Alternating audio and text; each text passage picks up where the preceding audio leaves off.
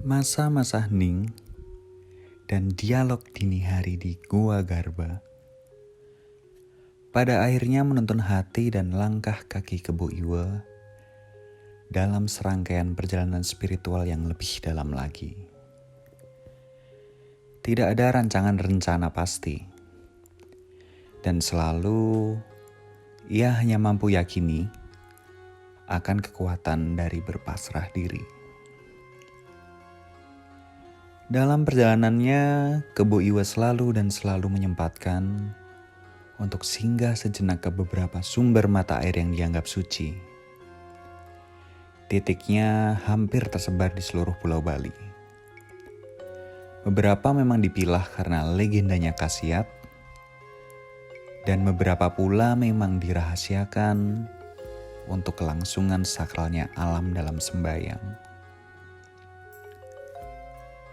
Filsuf air yang syarat akan makna tenang, seolah dijadikannya bekal bagi teguhnya hati sebelum samadi.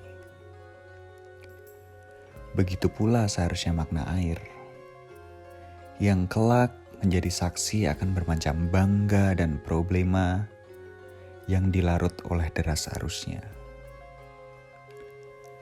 Akan menjadikannya terlahir kembali sembari mengingat bahwa semua hanyalah titipan semata dan sementara dari Sang Yang Widi.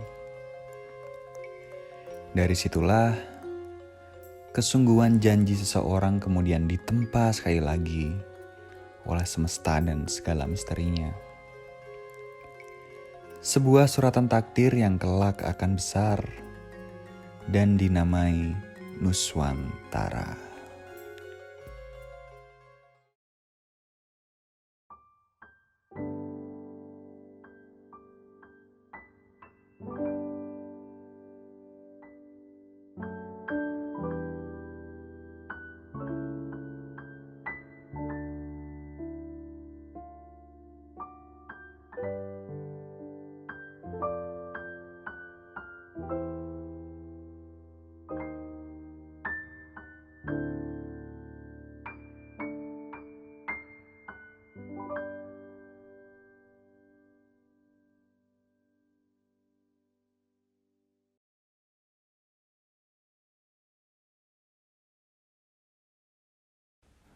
Bali, selaras dengan namanya yang juga berarti Pulau Para Dewa, seakan menjadi simbolis tersendiri akan kehadiran dewa-dewi di pulau ini.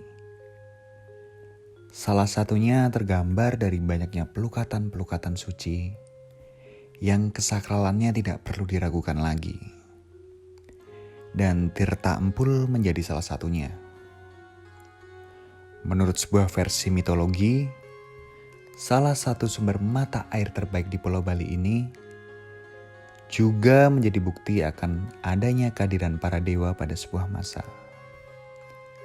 Batara Indra sang Raja Kayangan, yang konon pernah melepaskan anak panahnya ke bumi kala peperangan terjadi. Bekas tancapan anak panah inilah yang kemudian menyemburkan sumber mata air yang kelak akan menghidupi sebagian wilayah di Bali. Lamanya waktu telah berlalu. Banyak umat yang kemudian datang silih berganti. Jernih airnya telah menjadi banyak saksi akan tulusnya niat pengharapan yang terucap. Memorinya pun masih jelas merekam. Kala ratusan tahun yang lalu, Kebo Iwa juga pernah melarut segalanya di tempat ini.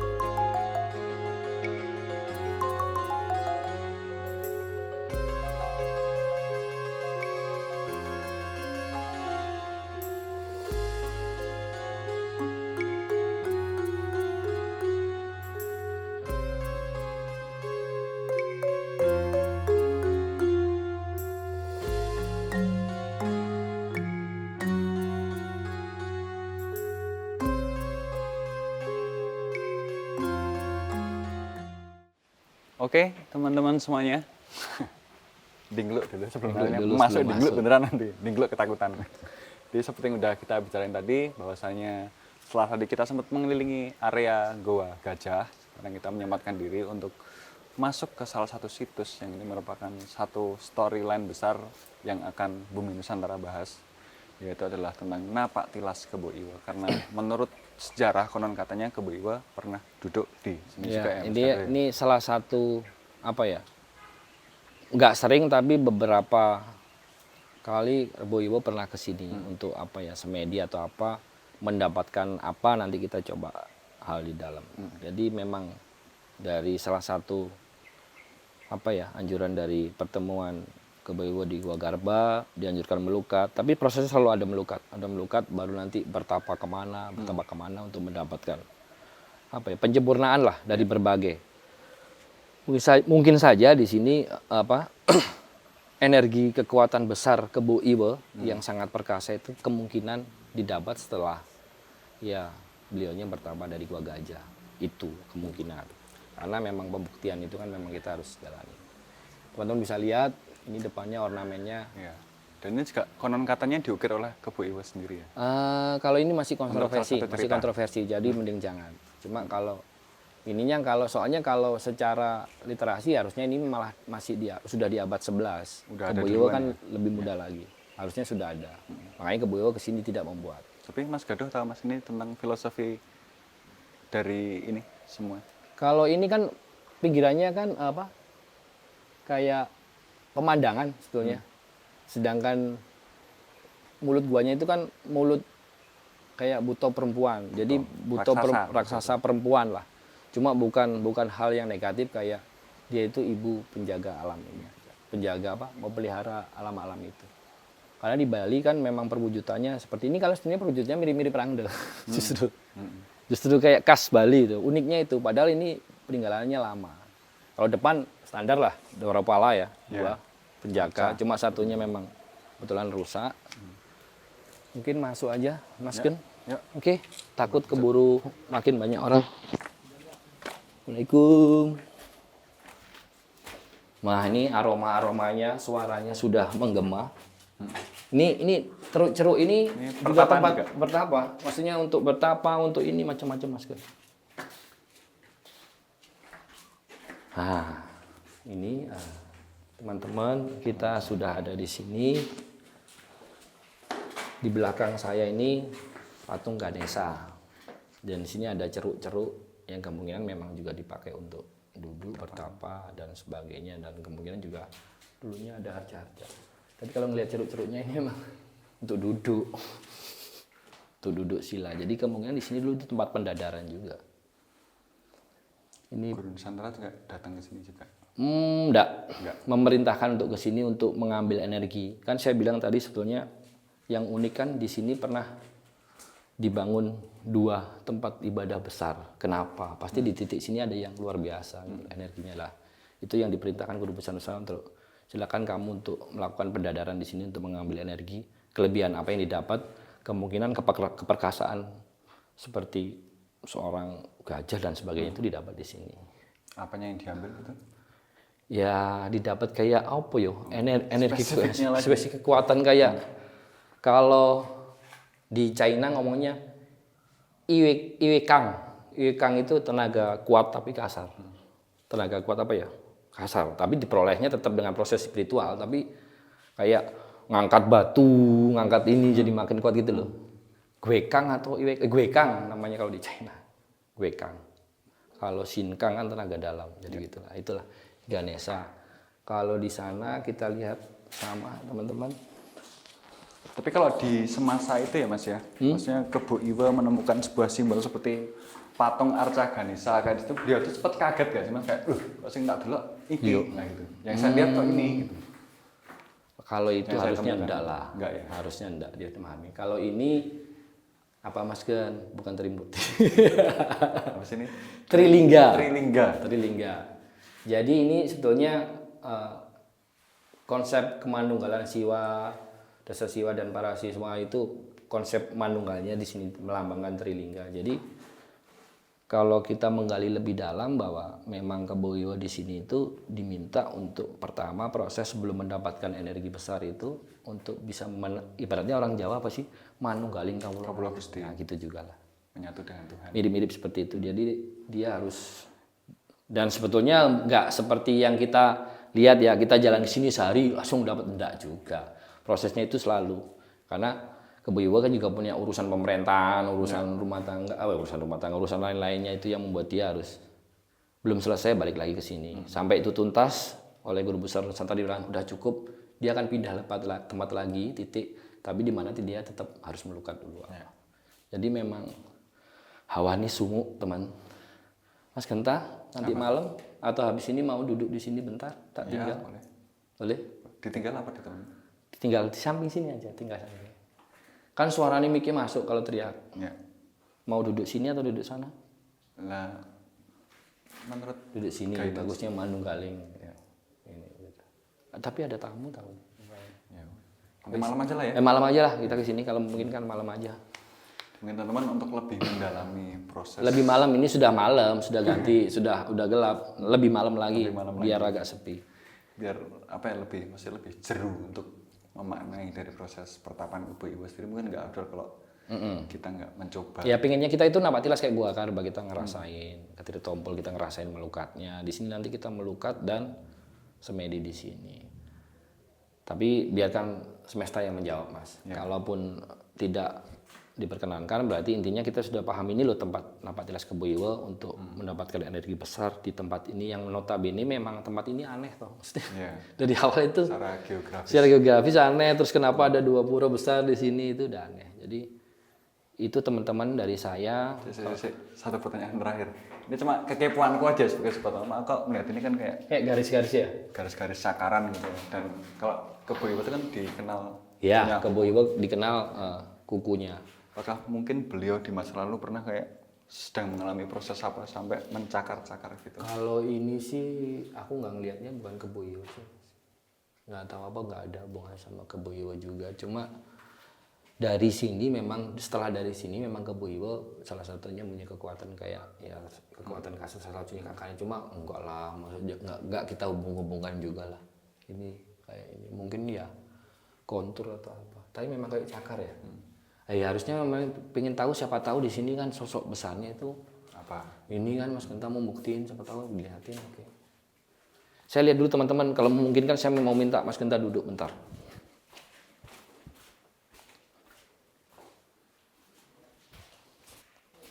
Tekan guys. Duduk lagi. Udah nggak tahu apa-apa, duduk.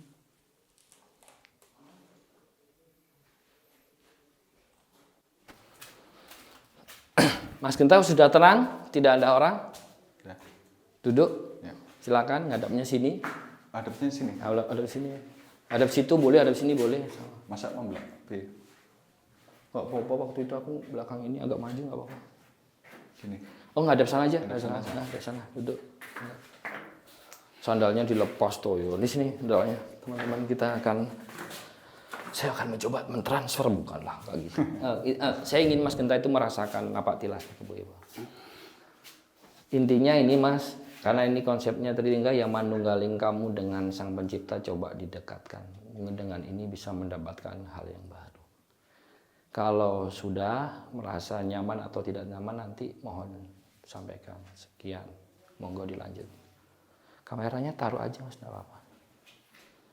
Sebentar.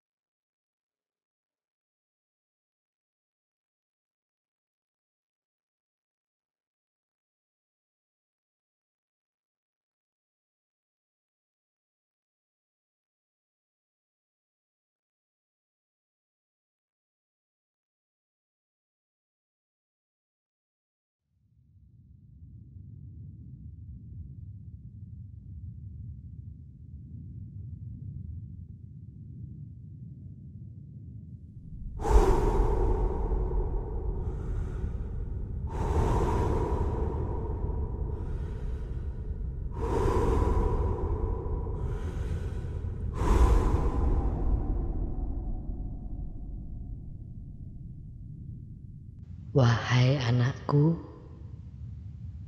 ingatlah pesanku ini, nak. Ingatlah saat kau tiba di gua gajah nanti. Jangan kau silau dengan kekuatan besar yang ada di situ. Semua harus berbalik kembali ke niat dan hatimu, nak. Meski kau telah membersihkan diri dan berusaha menyucikan hati, akan tetapi kau masih memiliki kuasa akan diri dan sombongmu. Ibarat permata yang dilekati sebuah warna, bening jernihnya hilang tak dikenali lagi. Jangan pernah kau sanggah, nak. Karena itulah dirimu saat ini. Dirimu sebagai makhluk ciptaannya.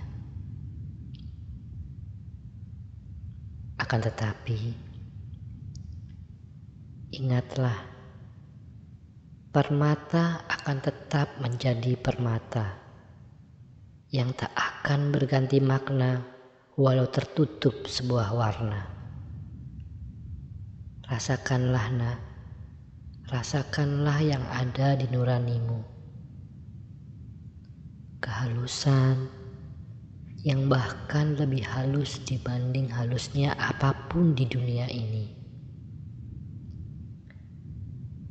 Biarkan menjadi ringan, ringannya melebihi sebuah bulu ataupun kapas. Penuhilah segala ruang yang ada, hingga tidak ada tempat kosong yang tersisa. Tapi tetap teguh, tak terpengaruh, dan tak berubah. Terbanglah kemanapun tempat yang ingin kau capai sesuai kehendakmu. Yakinlah segala ingin dan citamu akan selalu terwujud. Ingatlah bahwa kau harus bisa merajai segalanya, bahkan raja atas dirimu sendiri. Raja akan daya cipta, pelihara, dan pelebur. Kuasailah baik yang nyata ataupun tidak nyata, baik yang lalu ataupun yang akan datang, hingga di titik di mana tidak ada yang dapat menentang kehendakmu. Kehendak akan demi memberikan pembelajaran dan pengetahuan. Tapi ingatlah, nak, itu semua bukan yang utama. Karena yang utama adalah kosong. Kosong yang tidak terpikirkan. Kosong yang tidak terbatas. Jiwa dari segala jiwa, tidak berawal dan tidak berakhir. Tidak memiliki sifat. Kosong, kosong, kosong.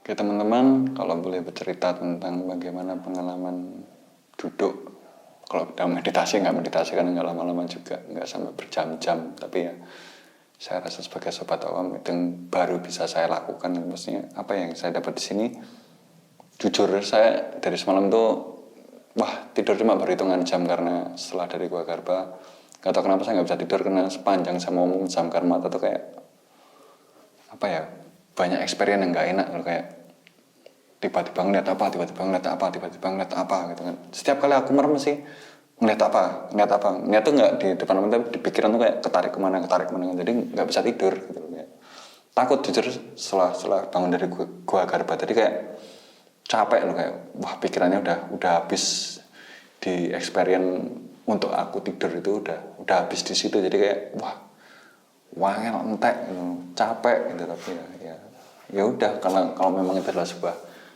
proses napak tilas atau spiritual yang harus dijalani ya aku akan tetap mencoba untuk menjalaninya gitu kan. Setelah duduk di tempat ini, bohong kalau saya nggak kepikiran wah saya duduk di sini akan terjadi experience yang sama lagi kayak di Gua Garba kayak semalam. Tapi awalnya sih ya ketika saya duduk di sini ditinggal sama teman-teman, wah itu udah langsung wing, ya paham lah pasti kalau ada suara nging di sini tuh kan kayak mau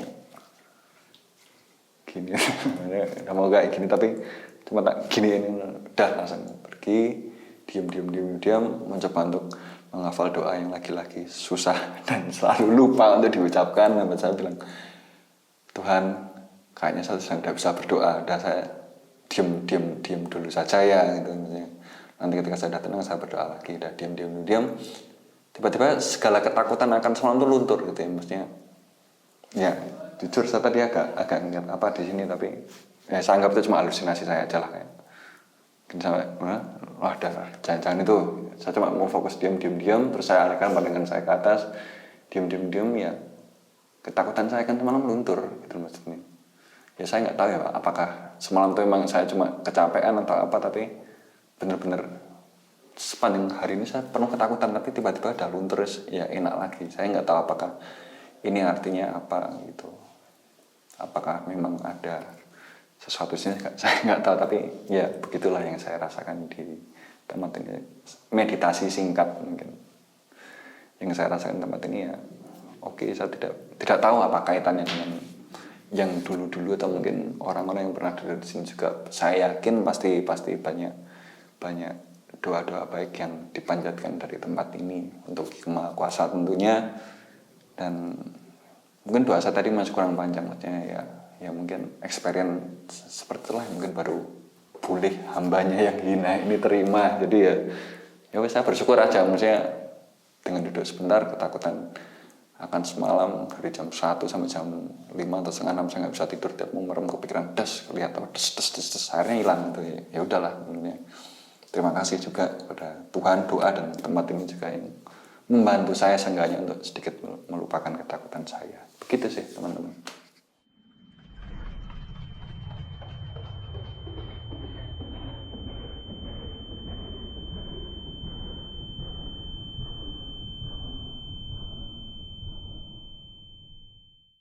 Terbukti di tempat itu ya memang di tempat ini energi positif ternyata kalau dibilang serem kan ya lebih serem so, di dalam gua beneran gitu, suaranya bergema Ornamen cakar-cakaran di sekitar itu kan cakar-cakarannya ini ada udah gitu. ngebentuk mindset kita duluan kalau harusnya kan lebih kebayang, tapi ternyata malah membantu Mas Genta untuk lebih tenang. Semoga itu juga nanti membantu ke depan video selanjutnya, karena kita sebenarnya hari ini nggak ke Gua Gajah. Harusnya hari ini kita ke tempat yang lebih serem lagi. Ternyata kenapa semesta itu kayak membuat hari ini kan agak-agak miss waktu, manajemen waktu membuat kita harus memutuskan udah Gua Gajah dulu aja melihat situasi, dan ternyata ini jawabannya. Dan itu jawabannya. Memang manusia hanya bisa berkehendak, ternyata semesta yang menentukan itu. Monggo Mas Genta kalau mau closing, itu intinya ini nah salah satu tempat Kebo Iwa duduk juga bertirakat apa sesuai pesan-pesan dari Guru Besar Nusantara. Sebenarnya beberapa kali kesini, nggak hanya sekali sih, dan masih banyak tempatnya. Itu saja dari saya. Monggo Mas Genta.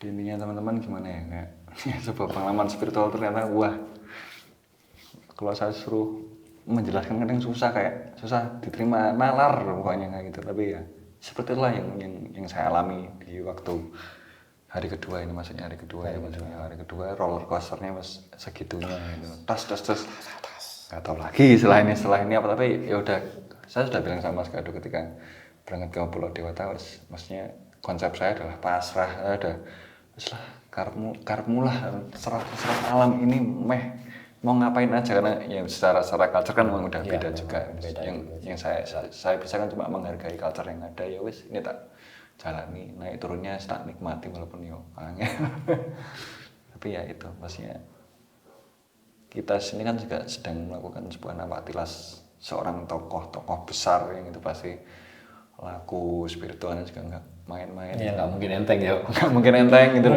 Mungkin yang kita jalani itu sejuta persen gitu. 100%. Begitu aja mas, halah gitu.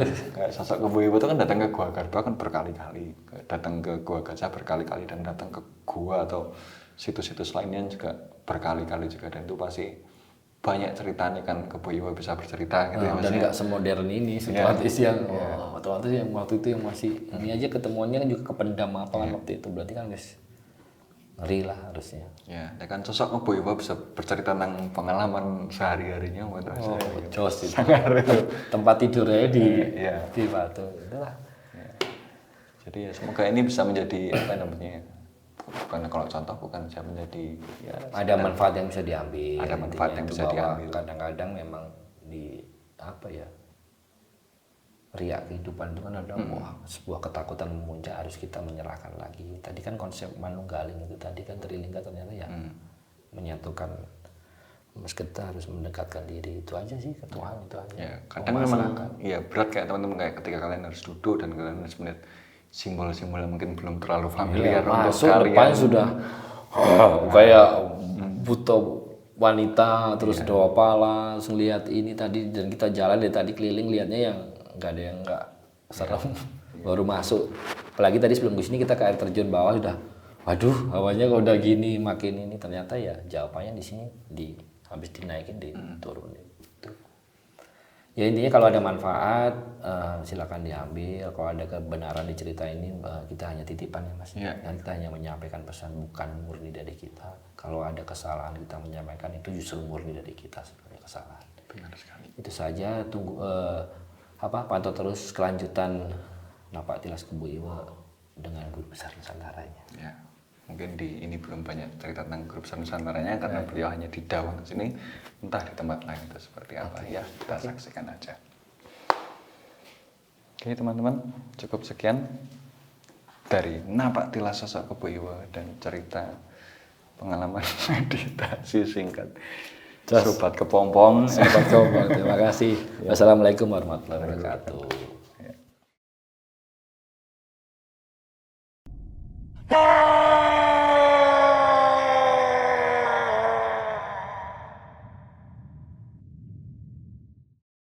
Akhirnya takdir semesta terjawab sudah. Hari ini telah muncul sosok baru di Pulau Dewata. Sosok dengan kekuatan luar biasa yang akan mampu menghadapi semua tantangan yang ada. Semoga sosok ini lahir bersama dengan kebijaksanaan yang baru pula. Karena kebijaksanaanlah yang menjadi tuntunan atas kekuatan dan keakuan, dan sebagai langkah awal meraih damai dan sejahtera di tanah Dewata.